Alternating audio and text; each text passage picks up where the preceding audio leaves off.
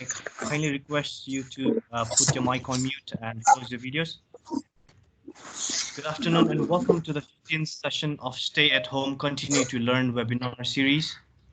My name is Gaurav and I work with the British Council. I'm your moderator for today. Today's topic, as you know, is student assessment in online teaching. Now, I would like to introduce the presenters. I would want to begin with Fiona Robertson. Fiona was an English teacher for many years in Scotland and Italy. She joined the British Council in 2011 and worked as teacher trainer and project manager in the Middle East. She moved to Pakistan in 2018, where she has been working with government sector teachers across the country. The other presenter today is Dr. Saraswati Dawadi. Dr. Dawadi has recently earned her doctorate in language assessment from the Open University, UK. She received the Hornby Trust Scholarship in 2013-14 to study MA TESOL at Lancaster University, UK. Prior to starting her study in the UK, she was a lecturer at Tribhuvan University. Her interest sits broadly within language assessment, professional learning, second language acquisition, and English language teaching. Now I would like to hand over to Dr. Dawadi to move this session ahead. Thank you so much, sir, for your nice introduction. So first of all, I would like to use this opportunity to express our thankfulness to the British Council Nepal and Nepal English Language Teachers Association for giving us this opportunity. Thank you so much for having us here today. And thank you so much, all of you, for attending this session. So let me share my slides here.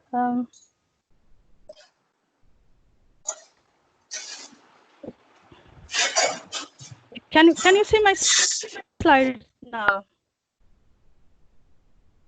Not yet. Not yet?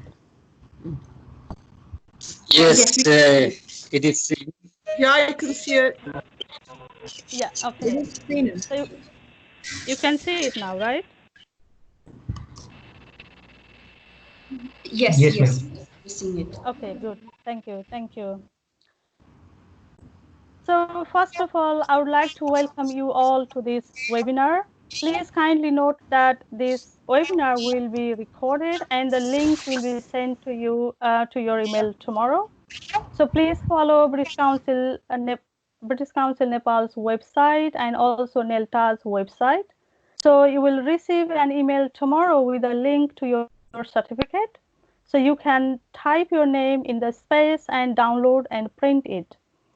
You will also receive an email tomorrow with a link to an evaluation needs analysis form. So your feedback will be highly appreciated. So please do provide us your feedback. We have also some housekeeping rules now. So if you are not the speaker, please keep yourself on mute. It is recommended that you switch off your video during the presentation. Use the chat box in case you have any questions for us. And use the raise hand button in case you have something important to share. So please keep these rules in your mind when we are presenting.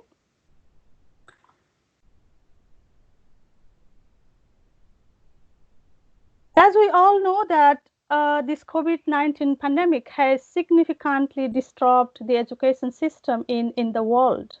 So many schools have been closed for more than 3 months now. The school closures have not only created educational problems, we think that they have also caused serious health and well-being issues. It may have impact on students and teachers' well-being, mental well-being. But we can see that so many schools and universities, they have moved to online education, which is good in a way. But there are so many challenges for us. Challenges particularly in the countries like our country, Nepal, where we don't have proper infrastructure and many teachers do not have previous experience of teaching online. and also they do not have access to technology or internet. So we have several challenges around teaching, around assessment. But today, here we would like to discuss some issues around assessment. In this presentation, we will discuss about some aspects of online assessment and also some key online assessment techniques. We'll also discuss some criteria that we can use to test students' listening, speaking, reading, and writing skills. But before we start our discussion, may I ask you 3 questions, please? So can you please write your answers in your chat box? So first question for you is, have you ever taught online before COVID-19? Can you please just write yes or no? I'm sorry I can't see your answers, but I'll have a look on this later. So my first question is, have you ever taught online before COVID-19? So yes or no? I hope you have answered my first question. So second question, are you currently teaching online? Yes or no? Please just type your answer there. Are you currently teaching online? Yes or no? My chat box is disabled. My third question is, where do you teach?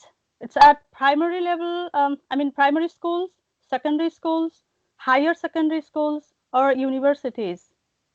So please just type one word, maybe primary or secondary or yes. So please just type one word.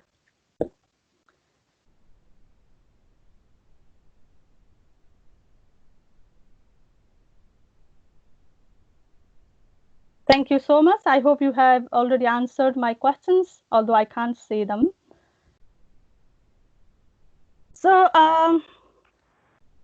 language assessment is always guided by our philosophies or by our understandings of how a language is learned or how a language should be taught. So it is sometimes guided by teachers' beliefs or understandings about how students learn a language and how the language should be taught. So if you look at the history of language assessment, so assessment is also very closely linked with our teaching practices. And assessment is also guided by our philosophy around language learning. And if we look at the history of language assessment, it seems that our assessment practices are usually guided by a philosophy that language is learned through memorization or repetition. So, but this concept has been changed now, and there are several new theories of language learning and teaching. And accordingly, assessment practices have been changed in course of time. But if we look at our traditional exams, we can see that they are usually guided by the philosophy that language is learned through repetition. That's why our traditional exams focus more on memorization and understanding. So they become stressful for our students, and students are prone to rote learning. Therefore, we need to redefine assessment and testing approaches in order to lead educational change, because our concept or our understandings of language learning and teaching and also our pedagogical practices have been changed. That's why we also need to redefine assessment in now.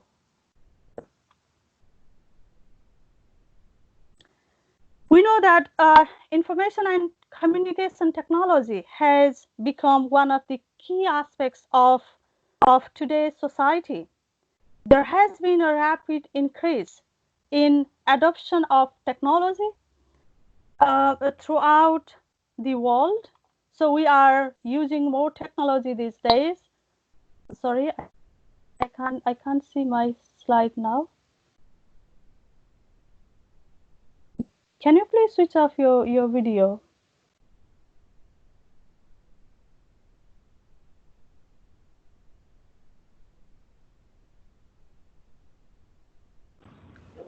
Yes. So technology has a great impact on how students, and the way, if we compare our past and present situation, we can see that children are getting access to internet, and they have access to, I mean, technology. But I don't mean that every child has access to technology. We know that there is a digital divide between advantaged and disadvantaged groups. But what I mean here is that technology in general has a huge impact on how students learn a language. That's why we need to think about our assessment practices, and our assessment should be guided by our current practices. So over to you, Fiona, now.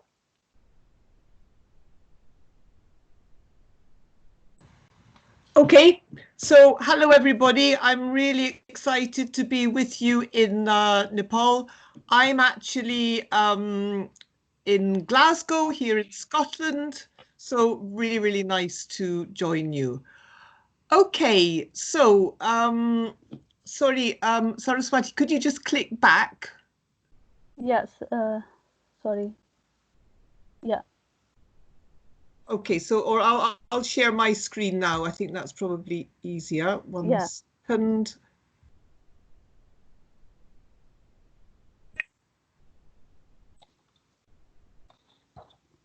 Can you see it? No. Okay. No? No. Just have a look. Okay, should be able to see it now. Yeah, it's coming, yeah.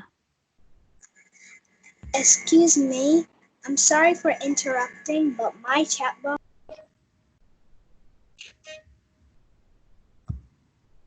Okay, so maybe we'll take the questions later on. Okay, so there'll be time at the end for questions. Okay, so we're going to look at some aspects of online assessment now to feed into what Saraswati's already been talking about. And luckily, the aspects of online assessment are really similar to assessment in general. We don't really have much change, but let's look at it specifically. So, for example, if we talk about using assessment to monitor my learning's understanding and inform subsequent teaching. Okay, so that aspect is something which is relevant to assessment in general, but we also have to think about it when we're talking about online assessment. Or the next one, which would be analysing my learners' errors and providing constructive feedback. So how would we do that if we're doing online assessment? Okay, so for example, if I'm doing a Zoom lesson and I'm getting my learners to just, you know, contribute to the chat box, at the end, I might give them feedback on their spelling or some aspects of language errors, just as I would do in the classroom if I'm giving them feedback, general feedback on their spoken English. Applying the principles and practice of assessment to design tasks for measuring my learners' progress. And of course, we have to design tasks which are going to work for the online. And I'm going to have a look at them in a minute. But you might, for example, want the learners to do something like a PowerPoint presentation on a project, something like that. But we'll look at that again later. Another aspect would be defining appropriate assessment criteria and applying the assessment criteria consistently. So we need to know why and what we're assessing our learners on. We need to have a standardized level. So for example, if our learners are aiming to be at A2 level, we need to define our criteria to be at A2 level and consistently apply that. Now the next one, so engaging my learners in self and peer assessment and developing their self and peer assessment skills. This is really important, and it's something that Saraswati has also talked about previously. You know, in traditional assessment is something that's often overlooked. Learners are able to gauge themselves. How are they doing? Where are they in terms of the assessment criteria? How are they able to assess their peers, and how are they how aware of their development or their lack of development, so that they're taking ownership for their learning development? And of course, we have to prepare our learners for formal assessment. So all schools have their own form of formal assessment, or they might be doing their A levels or O levels or something else. And so we need, of course, to be also well in advance preparing the learners for this. Now, if you want to find out more of this in the Teaching English website, here's the link on the screen. You'll be able to get that when you can access the recording. There's a much more in detail article about the different aspects of online assessment. Okay, and back to my colleague now. I'll stop sharing my screen. Thank you, Fiona.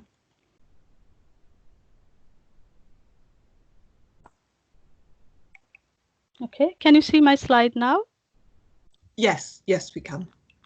Great, thank you. Okay, so let me start with my doctoral study. I mean, my findings in my doctoral study. So in my PhD research, I was exploring the impact of assessment practices on students' learning in the context of Nepal. So my major focus was on the secondary education examination English test, and I was looking at how students prepare themselves for the examination. And do they have any kind of like anxiety or pressure related to the examination? So I collected data from rural parts in our country. And my findings indicate that our assessment practices create a high level of anxiety in students. They feel pressure to perform well in the test. And their motivation is mainly on improving their test scores or grades rather than on developing their language skills. So their learning was limited to the test contents, and I found them simply memorizing answers rather than developing their language skills. So memorization was the most popular strategy among the SE students. So that, I mean, I didn't feel good with these findings, because like our assessment practices do not encourage our students to promote their language learning or language skills.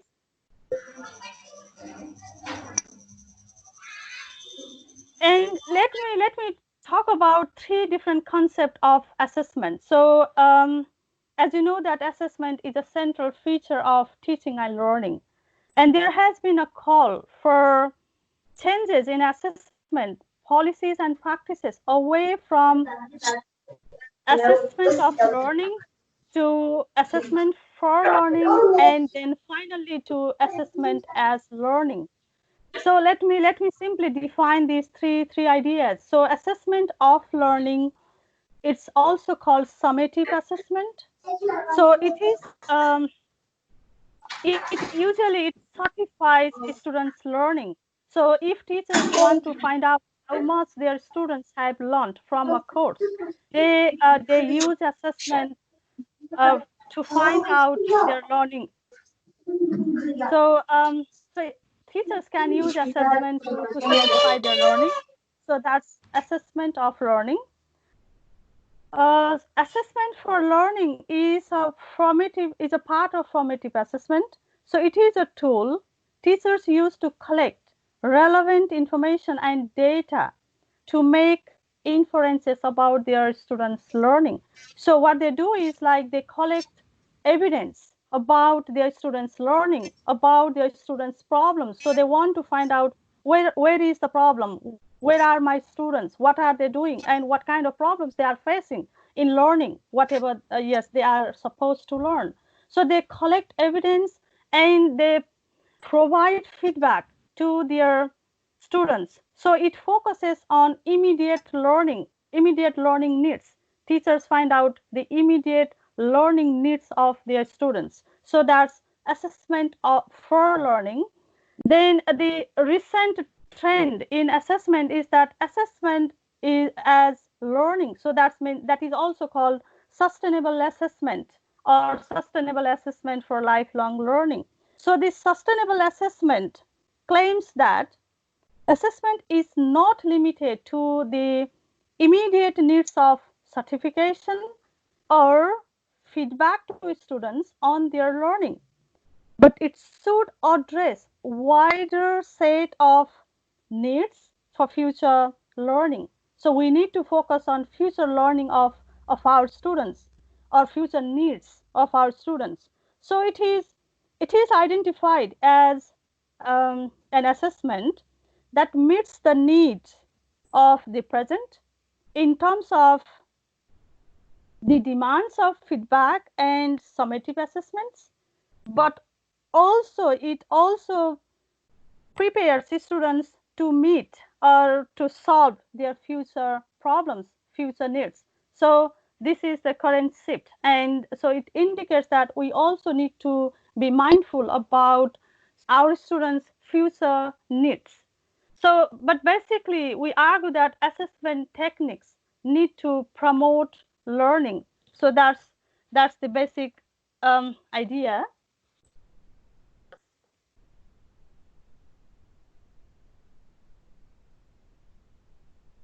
I am very sure that you are familiar with this Bloom's taxonomy, and you are using this to design your teaching learning activities in your classroom. So it you can see that it defines and distinguishes 6 different levels of human cognition. So from very low level to the high level, so knowledge, comprehension, application, analysis, synthesis, and evaluation. So we know that our teaching and learning practices have been guided by this sometimes. So but we can use this to design our assessment as well. So you can see that there are so many ways we can design our assessment, or there are so many tasks we can design to assess our students' skills or to test their skills. So I suggest you to follow these two. I mean, when you design assessment for your students, and there are so many. I have listed so many tasks here, like multiple choice, true, false, matching, fill up the gaps. But yeah, I don't have time to discuss about these, so let me just move on. But I just wanted to let you know that yes, there are different ways we can design our assessment tasks even in our online education.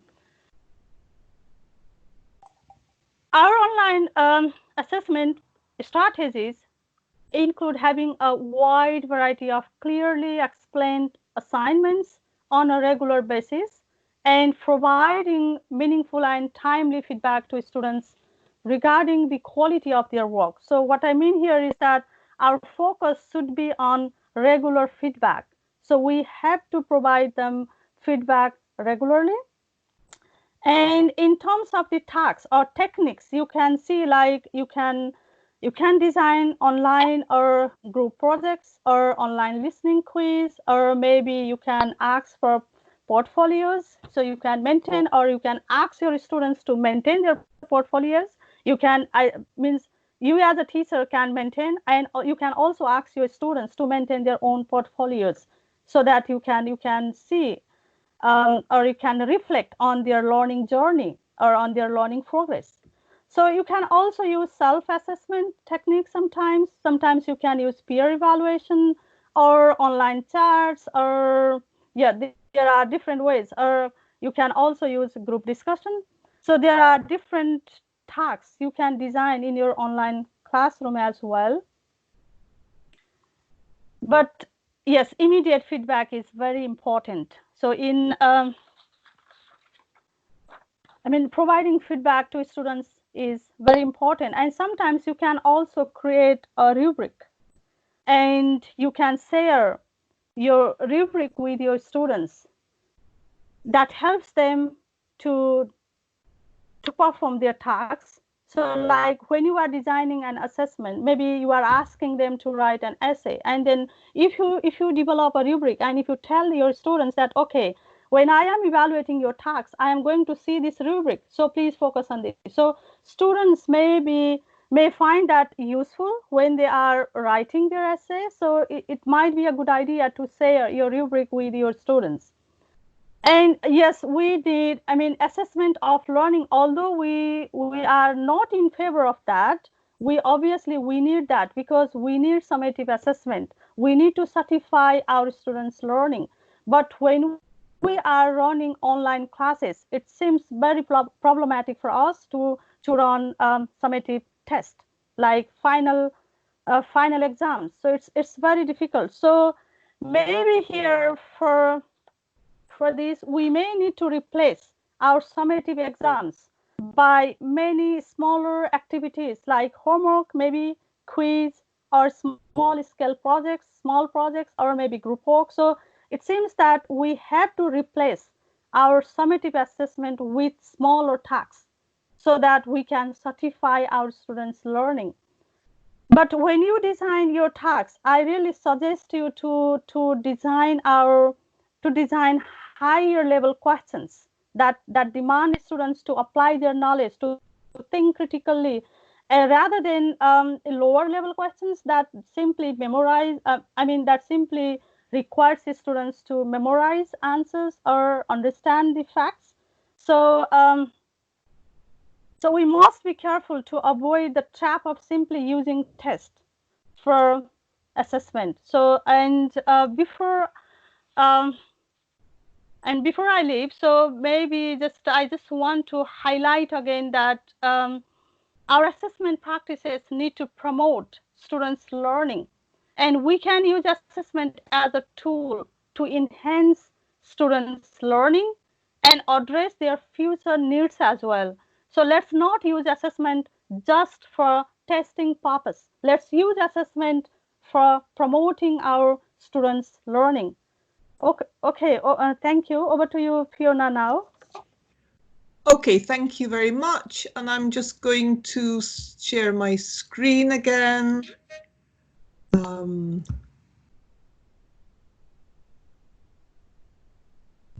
Okay, can you see it? Are you able to see my screen? Yes, Fiona, yes. Okay. Yes. Okay, so I'm just going to look a little bit more in depth at some of the themes that Saraswati has already introduced. Lots of food for thought there. And we're going to look at a little bit of criteria for assessing different skills. So for example, you might be assessing on listening or speaking, reading and writing skills, using online or remote tools. Okay. So you need to make sure that the assessment task that you've chosen works well online, because some do and some don't. So for example, if you get your students to write an essay, and they might send you an email with the essay. I mean, that's not really an online task. But things that do work well might be a presentation. So, you know, this would show off their speaking skills and their writing skills. So you might get a group of students to do a presentation on something, a theme that you've been talking about, and you can, you know, on that presentation, you can assess them on their speaking skills, also on the writing skills, on the PowerPoint that they've created. You might get them to do simple writing tasks that can appear on screen, and we're going to look at this in a moment. For example, for lower level students, you know, they might get them to create a menu that they can then share their screen with you. You might get them, of course, you know, not to underestimate that not all the tasks have to be done online. So you might get students to read articles in books and then, or magazines, and then they get together and they do a research assignment on an online project. You might get them to do listening using podcasts or listenings of conversations and set questions in the same way that you would do in class. And then, or you might get them to look online for news articles or different articles, and then get them to submit a written summary. So that's just a few ideas, but let's look at specific examples then. So what I was just very, very simple. So here we're going to look a little bit at criteria. So you've asked your students, they're beginners, and you've got them to create a menu. Okay, so create a menu for your class party.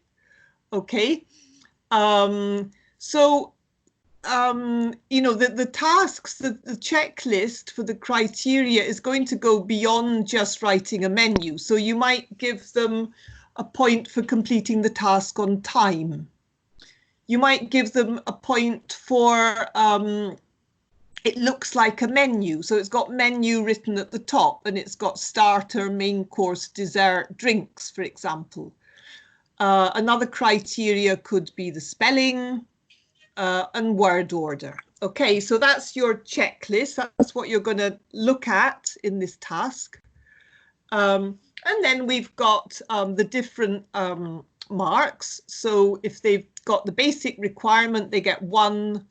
You're going to give them 2 if they're successful, and you're going to give them 3 if they've done an excellent job in each of these different criteria. So this person has completed the task on time. In fact, they submitted it the day before, so they get 3.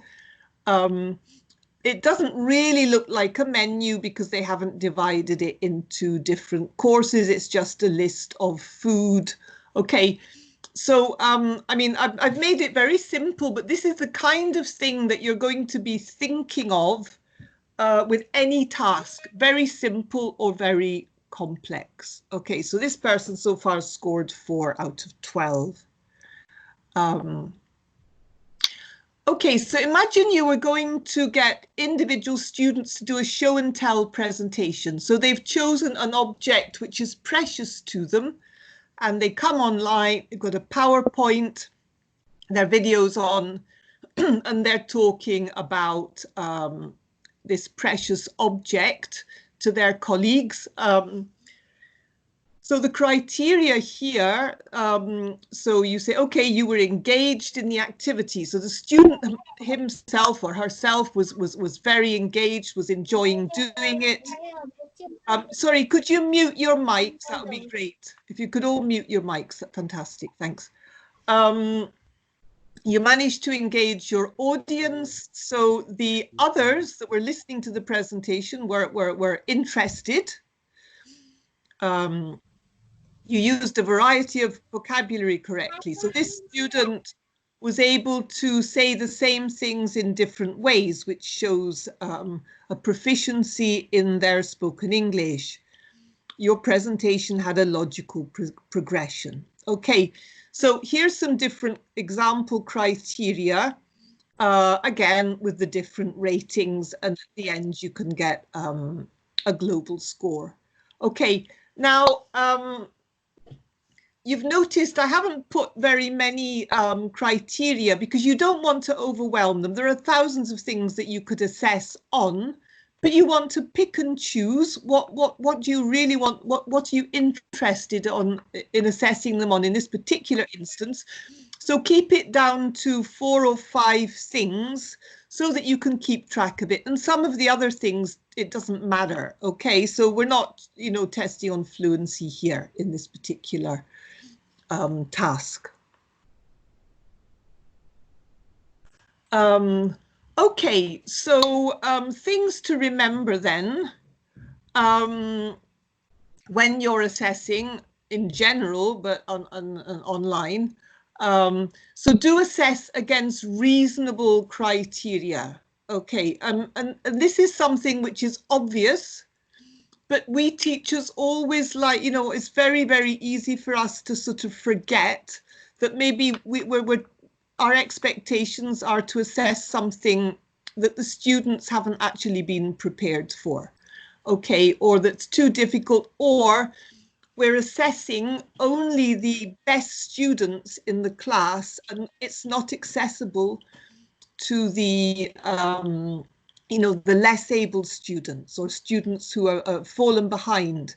So make sure that the criteria covers the whole range of ability in the class.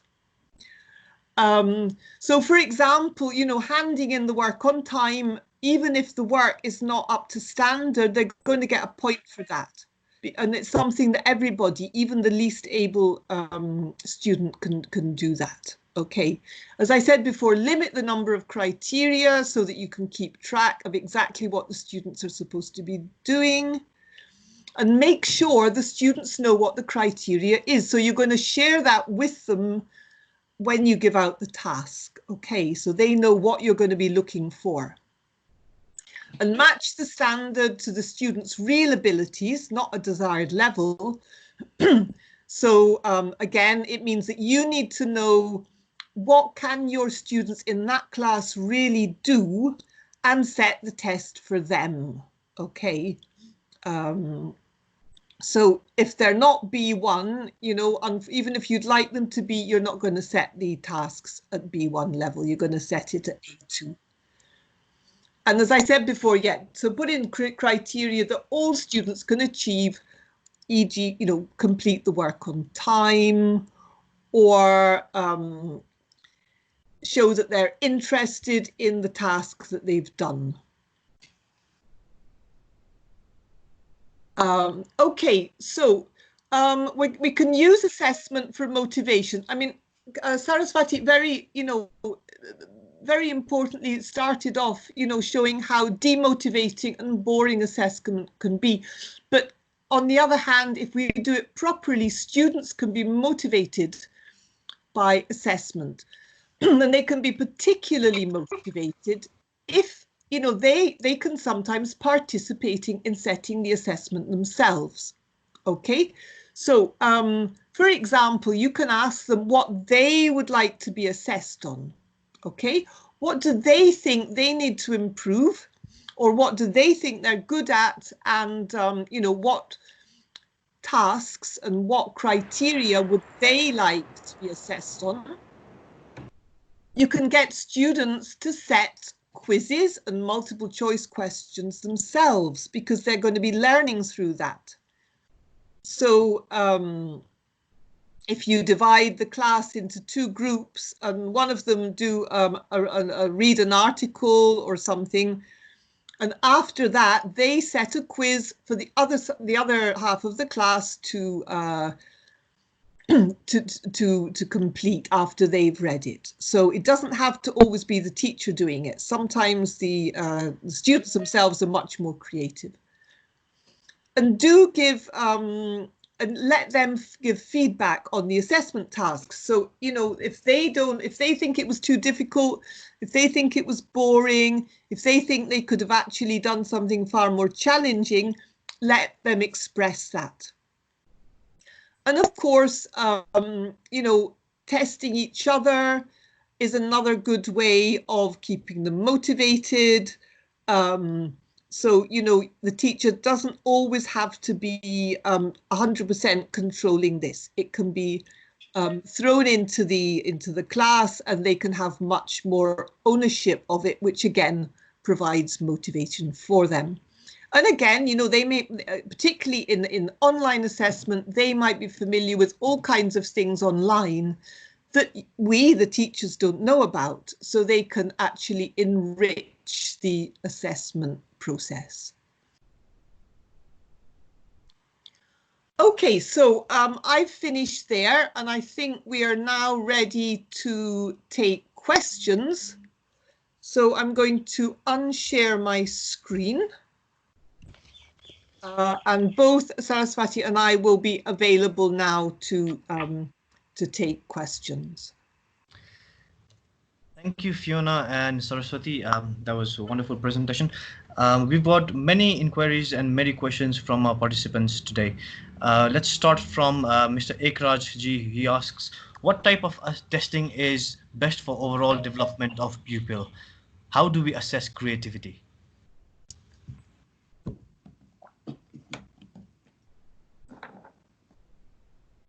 Can you hear me? Yes, so sorry, I didn't quite get that question. Was it testing creativity or oral? Can you repeat the question? What types of testing is best for overall development of pupil? How do we assess creativity? Okay, so I can jump in and say something about that. So creativity is particularly where you give the students a lot of freedom in how they respond to a task. Okay, so things like, you know, group project work, that would be a very good example. So you know, you do your online lesson, and then you turn the students out into the real world. You might put them into a group, and then they come back, you know, particularly with some kind of presentation on that topic, but where you give them a lot of freedom in how they respond. Okay. Also, you know, giving students, allotting different tasks to students where you know that they're strong. So for example, if somebody's a very good speaker, you let them do the spoken presentation, but somebody who's very good at maths might do the data collection, for example. So it's the opposite of putting students through very demotivating and stressful situations where they feel very lacking in confidence. You know, so for example, when I was a child a long time ago, you know, being put on the spot to do mathematical calculations was very demotivating. Whereas, you know, creative writing was something that I warmed to. So it's basically, you know, giving them space, listening to them, all the things I said at the end about, you know, getting them to participate as well in the assessment tasks if you're doing particularly formative assessment. Saraswati, do you want to add anything to that? I think you have covered that. Yes, thank you. Okay, thank you. We've got another question from Farkaudin. He says, what are some ways to assess speaking skills of student online?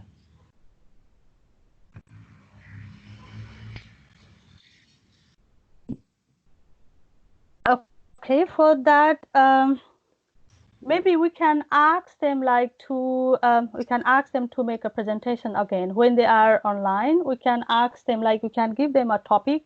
Maybe we can ask them sometimes to make an individual presentation or sometimes group presentation. So I think we can assign them project and then make them, ask them to make a presentation. So they might be collecting some data, and then they can make a presentation. So I think one way is asking them to make a presentation.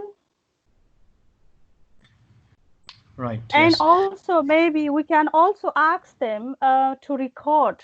Maybe we can give them a topic, and I think many students, they have a mobile, they can record their voice.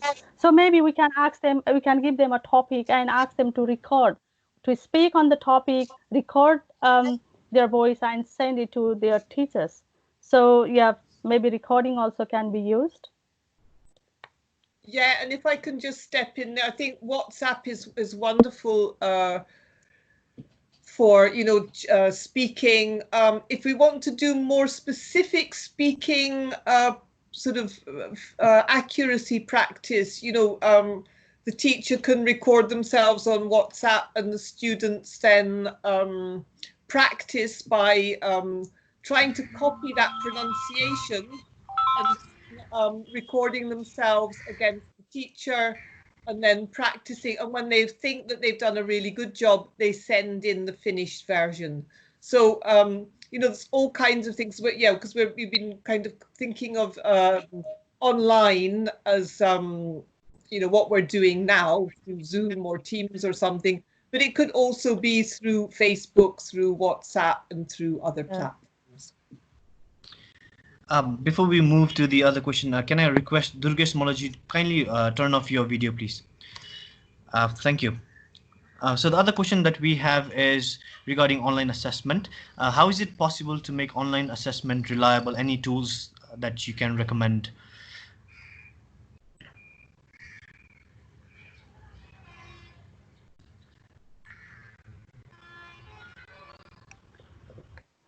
Yeah, I think this is a very difficult question actually about reliability. In my understanding, like I think we need to be careful about about our tax design.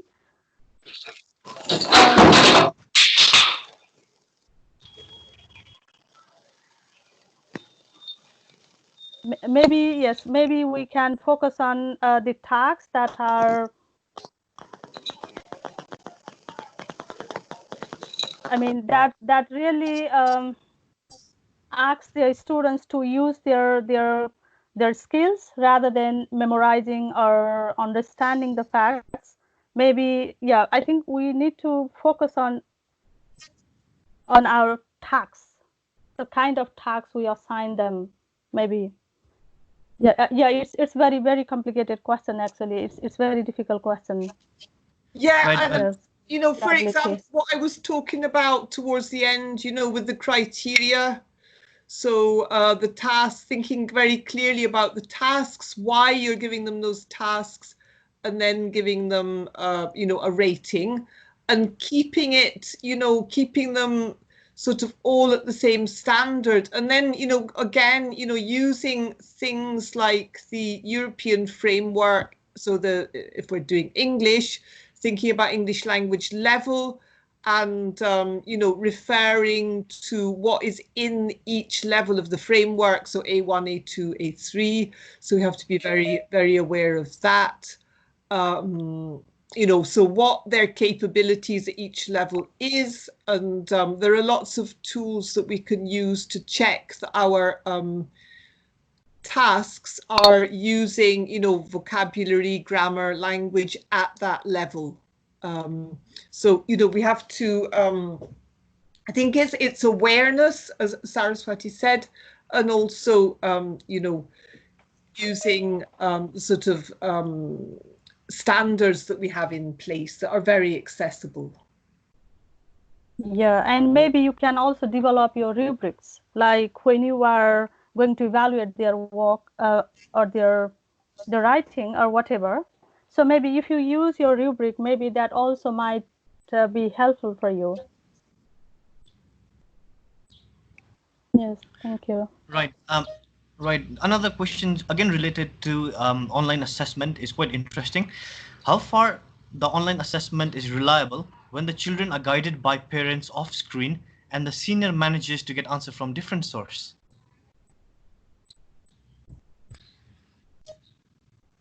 That's excellent. That's really great, that question. And you know, we have to factor that in. We have to assessment has to reflect reality. So, you know, I am not young, and when I started studying arithmetic at school in primary, and even, yeah, I think I can't remember about secondary, but there were no calculators. And when calculators appeared, teachers were horrified because, you know, oh, but students can use calculators. But that's terrible because, you know, they're not actually doing the maths in their head, and how can we test them? Of course, now calculators are factored in to, you know, assess. We very rarely, I think, in mathematics at secondary level expect students to do the mathematics in their head. They can use their mobile phone and calculators and things to help them. So online, we don't know what people are doing. So we have to think of tasks that even if somebody is helping them, you know, there is an amount of testing. So maybe, you know, you can say, well, get somebody to help you do this, and that's part of the task, because that shows a certain intelligence. So I'm kind of turning it on its head, but we have to be realistic. You know, we can't say, okay, you're not allowed to ask anybody, you have to do it on your own, knowing fine well that we can't control that. The only way that we might be able to control that is to give them real-time tests. So everybody's online. We're going to do this very quickly in 10 minutes, starting from now. Turn on your screens. I want to see if you're doing it on your own. And it would have to be a very quick and intensive task that sort of gets them by surprise, and you know, and then you can get back to them. But it's just, you know, we have to get real on that one, I think.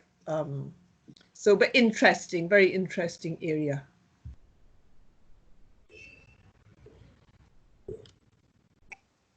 Okay. Moving forward, we've got another question here from Sabina Shrestha. She asks, can you brief more about threaded discussion? Yeah, threaded discussion means like you will have, let's say you have your WhatsApp group, right?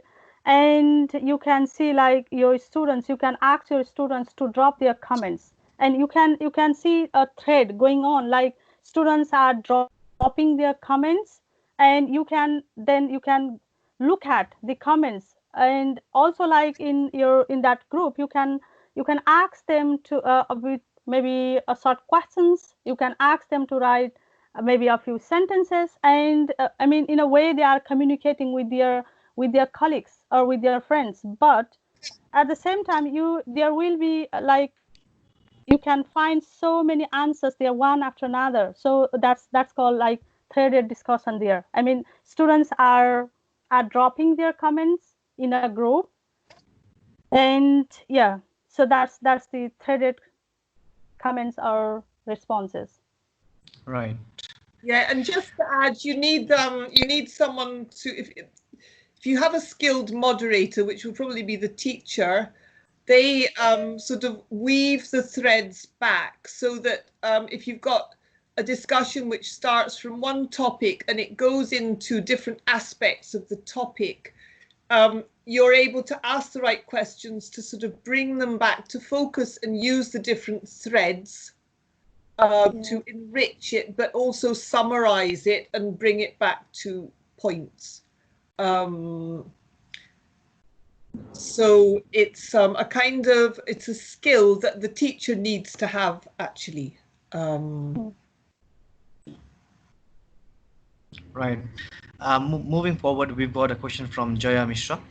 He says, what are the activities to assess students' writing skills?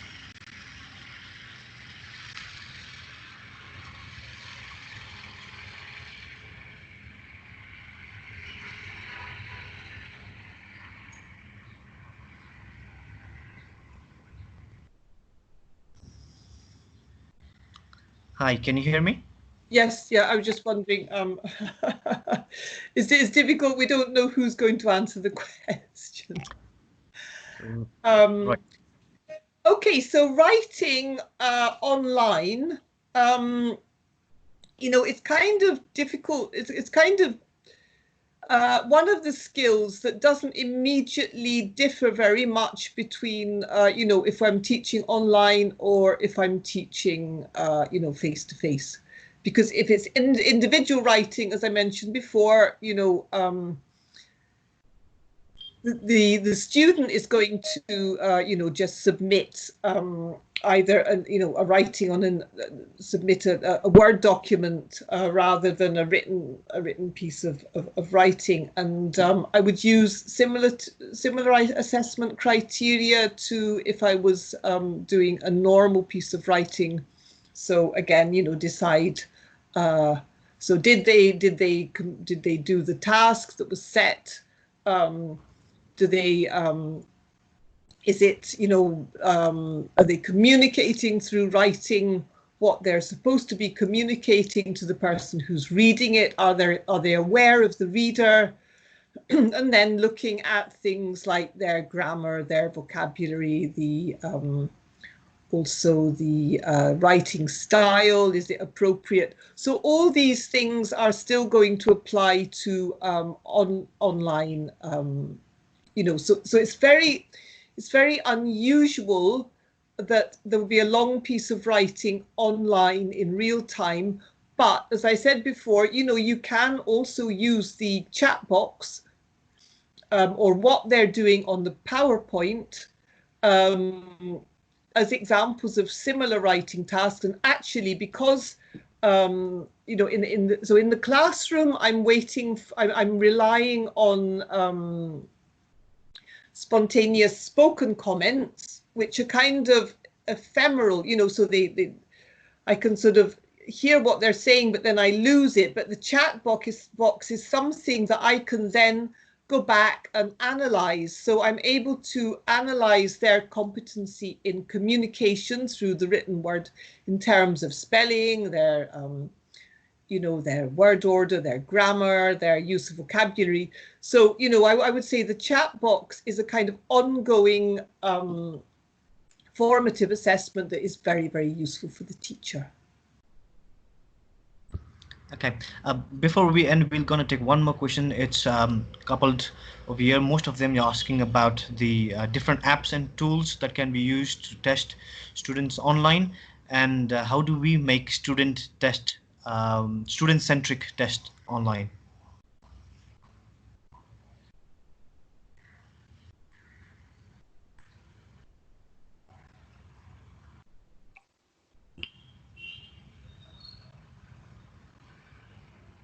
Anyone, if you would like to go, please go ahead.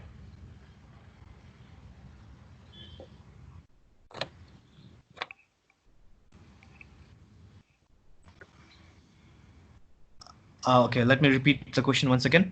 So how can we make online test student-centric? What are the different apps and tools that can be used?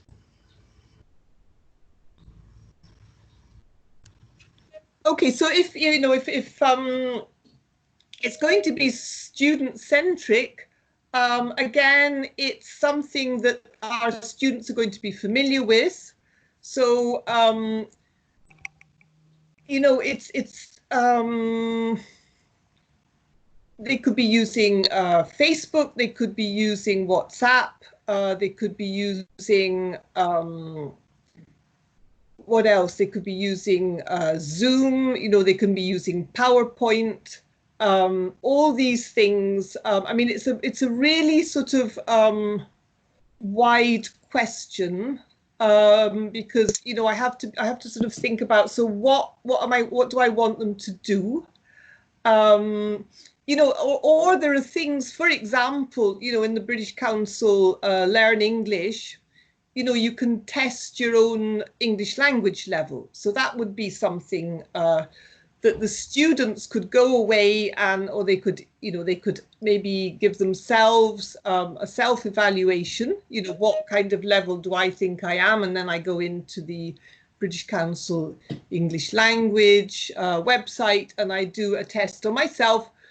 And, you know, oh, does it correspond to where I put myself it's there's such a wealth of things out there if we're talking about student-centered. So I would liaise with the students and ask them what they wanted to do and have a discussion. What are they familiar with? And then kind of guide it and let them get on with it, and do a little bit of research with my own students. It's very difficult for me because I don't know your students to give a definite answer on that question. It's probably not very satisfactory, but yeah, it's Yeah. And also maybe we can also think about the level of students, and also like I was talking about high level questions and low level questions. If we design high level questions, I mean, which asks students to think critically, to apply their knowledge, and students, particularly young children, they like doing that kind of activities. Like if you ask them to make a presentation on a topic they like very much, so they are very much motivated to do the work. So I think we need to design, I mean, we can ask high level questions. I think that is another way to make it student centric.